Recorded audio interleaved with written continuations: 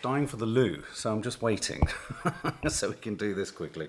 Hi everyone, episode 2 of the Netflix series Harry and Meghan.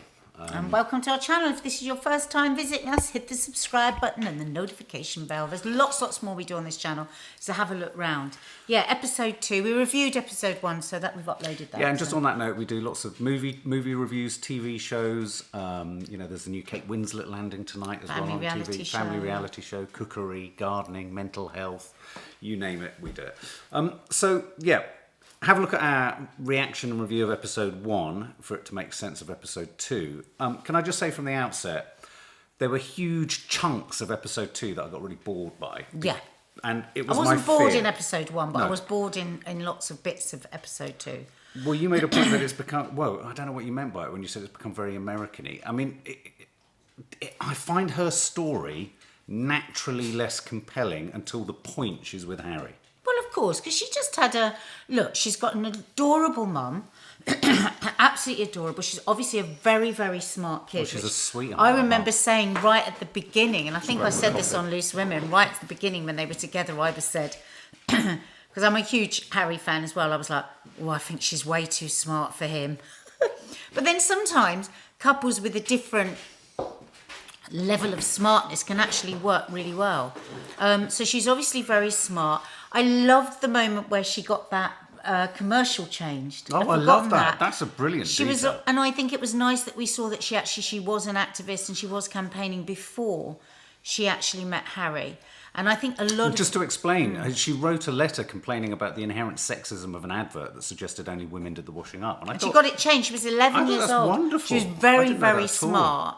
And I think that came across. But it did become, whichever way you look at it, it was a PR. Yeah. It was, so we were, and I'm not saying by that there is anything bad to know about her.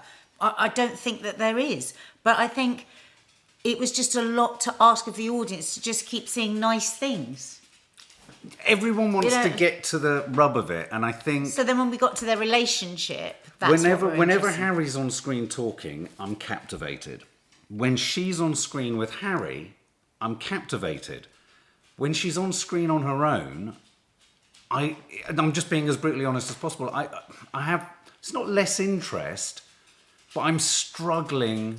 I got bored on occasion. I got bored. I just got bored, and that's fine to say that. I thought bits of it were slow and boring. A lot of stuff about the paparazzi. I thought that in a weird way, I could see what they were going for with that opening sequence of them getting into a car, and the day-to-dayness of their tolerance of paparazzi.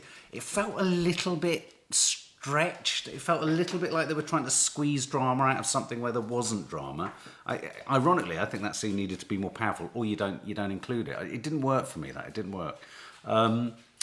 What I did not like, because it's not a nice thing, but what I thought was really important was I was really, really pleased that they honed in on the small print of many of the articles that were written about her, which included phrases like exotic DNA. Because this is something I've said all along, and lots of people have said to me, no, they didn't really. I have always felt that the British press was racist in their coverage of Meghan, and that they had one set of rules for Kate and an entirely different set of rules for Meghan Markle. And he made that point. He said, yes, all the women that come into this family, and he made the point that other members within the family had said, listen, my wife had to go through this. All the wives go through this hammering with the press. And he said, yeah, but it's different this time because we've also got race. And I thought, yeah, and that would hurt a lot, wouldn't it? Yeah. If you were also saying that there was extra knives because of her race. You know what I would really like to hear in this, and I think they've got the scope here, and I think it would be really interesting. I think there's a lot of stuff to be said and talked about her biracialism, about her skin colour. I mean, we're white, and well, you're mixed race, but I'm white, and so it's not my place to talk about that. But from what I understand, there's lots of complexities within the black community about skin colour and prejudice. It's called colorism, She isn't it? talked I mean, about the that, girls yeah. have studied this. She talked about that when she said that, I wasn't white enough and I wasn't black enough. Yeah, so you and fall between it two was stools. quite interesting. I thought it was really interesting when she said I hadn't really experienced being a woman of colour because people hadn't seen my colour because I didn't have that colour. And then it was such a rude awakening the first time she heard somebody use the N-word To her against mum. her mother. Yeah, and I thought that was really, really sad. And I think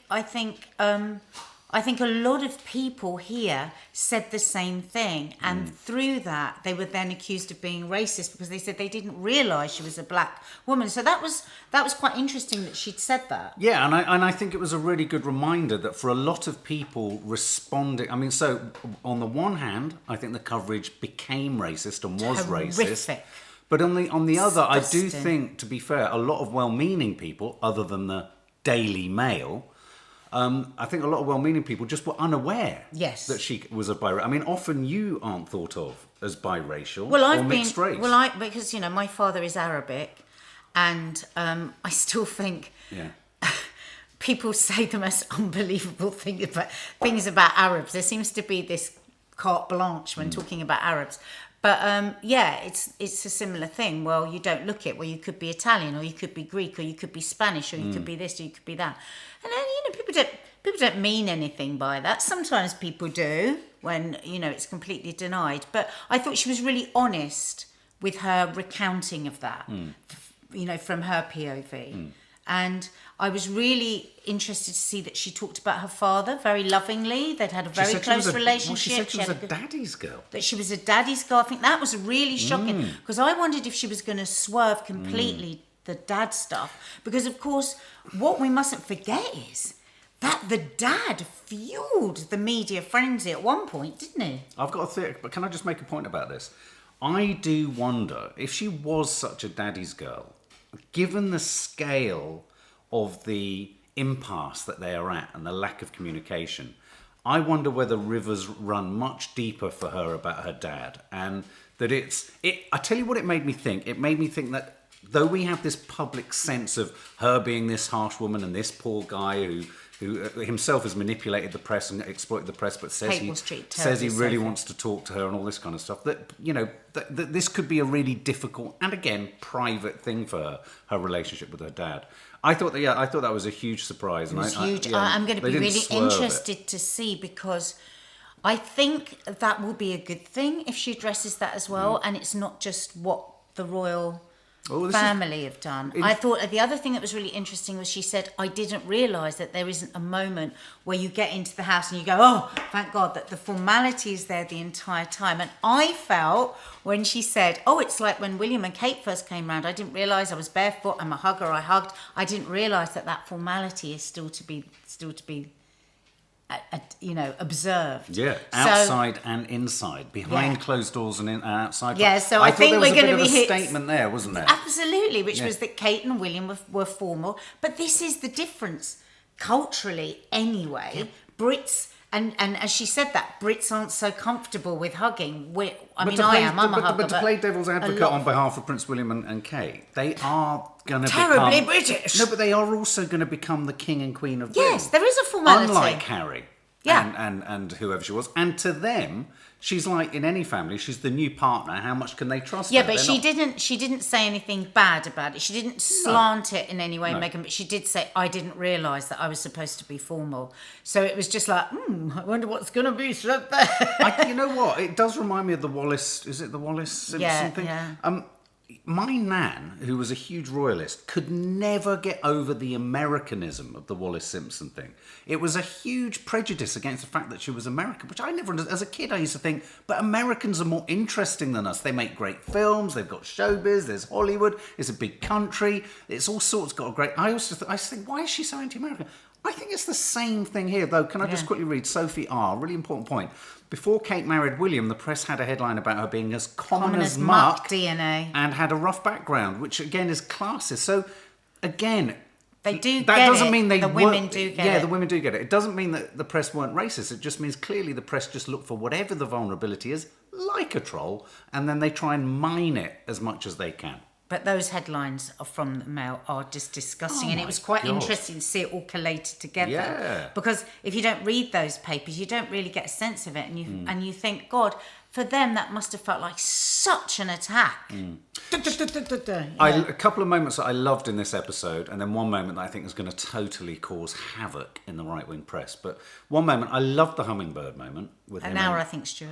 I loved the hummingbird moment with Prince Harry and Archie, and them it giggling was off so camera. lovely. That felt like a very genuine moment with him really wanting to capture the shot. Because if there's one thing I'm lacking in this, and in a sense, however they shot it, it would feel gloopy. And in a sense, you could argue it's good that they haven't overly lent on it. It's footage shot now in the chicken coop and all that kind of stuff. Sophie just says they go well into it with the dad and the papa. Oh, setting good. Up the Oh, picture. okay. Okay, that's interesting. So hummingbird moment, the moment she talked about meeting the Queen. Yeah.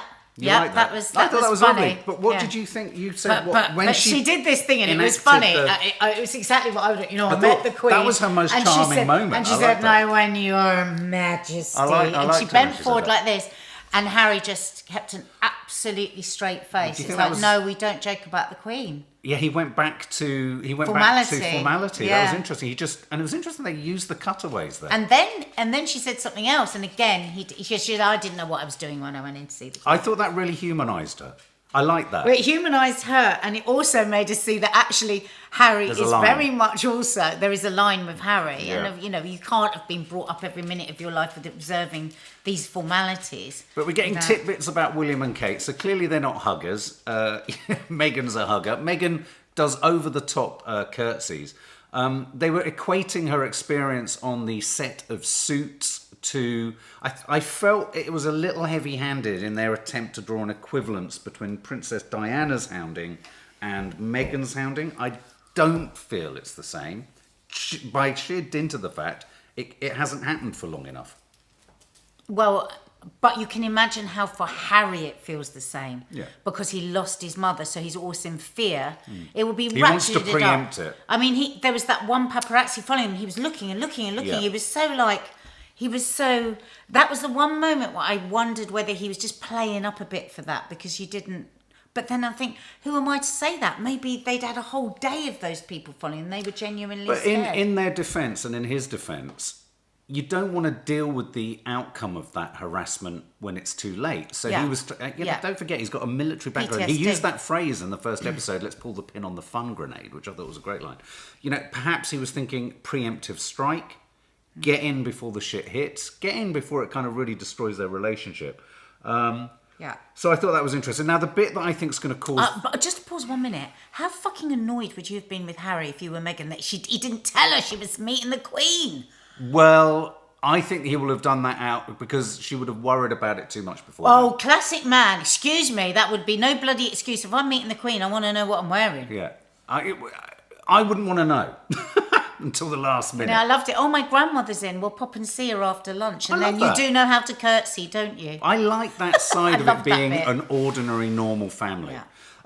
I really, really understood what she said. It's a bit like a red carpet. When you go down a red carpet, it's all like trussed up. You've got high heels, you've got your Spanx on.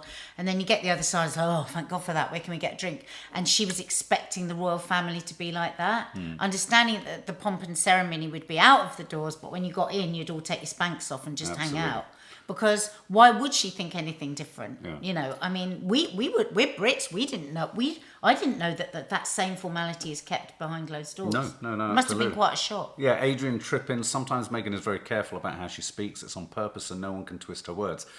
Just coming off the back of what you just said there, though, I do think that there will be an informality, but I think she won't have seen that informality Because it they won't be as informal as her life would have been. that, but also they may not have felt comfortable, not because of who she was, but because she just was someone who had come into the They family. have to wait They to have really trust. really Like bed Harry in. said, he doesn't trust anyone because I Yeah. can trust them, but who do they trust? Now, can I just say quickly, the biggest part of this episode that I think is going to cause the most upset in the British press, ironically, In the right-wing press. the right-wing press, is going to be the connection they make between Brexit, Boris Johnson, Farage, the British attitude to immigration, and the clear inference that created a sort of climate and atmosphere that well suited a sort of an atmosphere within the press and an attitude of latent racism. Who is she? Where is she from? Who does she think she is? The use of the word uppity, which I've been educated about in terms of it's a phrase, isn't it, from the days of slavery.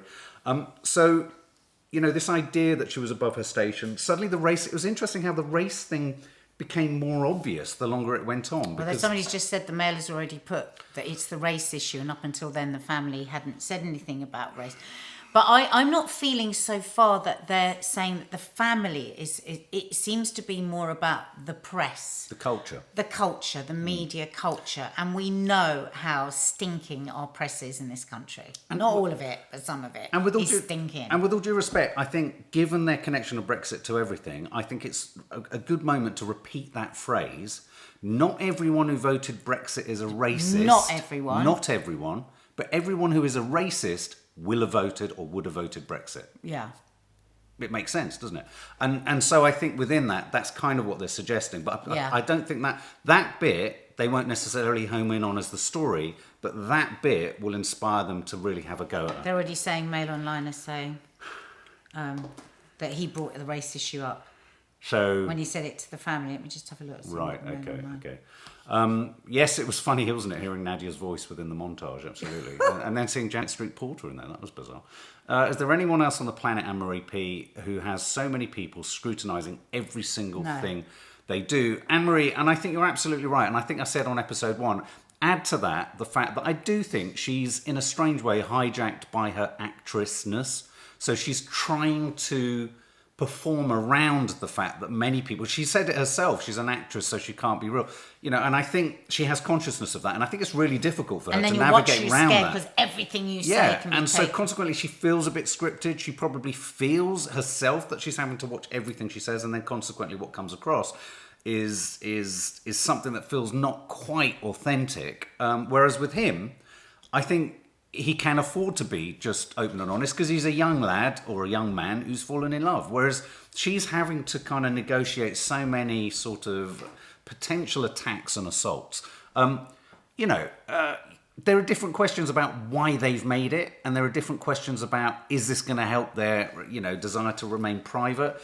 And is this going to mend anything or build bridges with the royal family? Those are all different things. We are just reacting to what's presented in the programme, and getting to see them beyond the Oprah show, because we haven't really got to see them, have we, beyond Oprah? So this is the first time I'm getting to get any sense of them at all. Tez, I think Meghan is doing the best she can. Yeah. Yeah, so episode... with that spotlight on. Episode 3 we're going to do again. It's going to probably be later because we have to shoot something else for the rest of the day. So tonight we'll review episode 3. Episode 3. But don't forget to subscribe and hit the notification bell. And please share your thoughts underneath this live once it's uploaded.